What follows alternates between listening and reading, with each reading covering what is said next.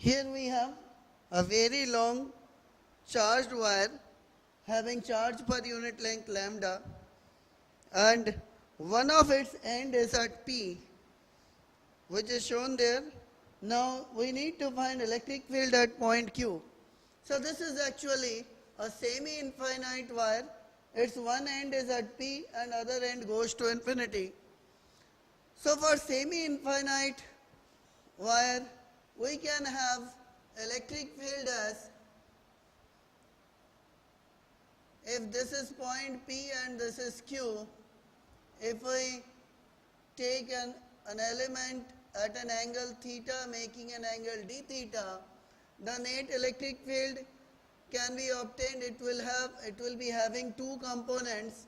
One will be parallel and other will be perpendicular to the line charge distribution. Let us have this distance, this particular distance to be r. This is y and this element is dy. So this particular angle, if we draw perpendicular here, this is theta, this is 90 minus theta, and this angle is theta. So due to this particular element, the electric field at point Q can be obtained as dE. This electric field dE is given by dE is equal to the charge K into dQ by this particular distance r square. Here y by r is equal to sin theta, or we have here from we can have that this charge dq can be obtained. dq is equal to lambda into dy.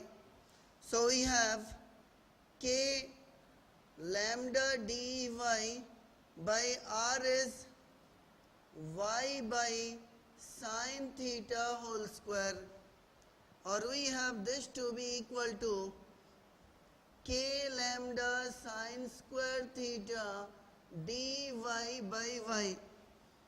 This is the electric field. This electric field has two components. This angle is theta, so this is dE cos theta and this is dE sin theta.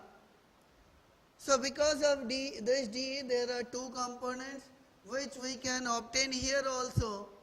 For this particular element dQ, we have a horizontal component. This is dE cos theta and this is dE sin theta.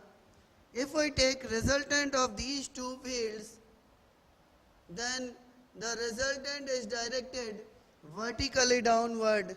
So for this particular element, the electric field at point Q is along negative y-axis.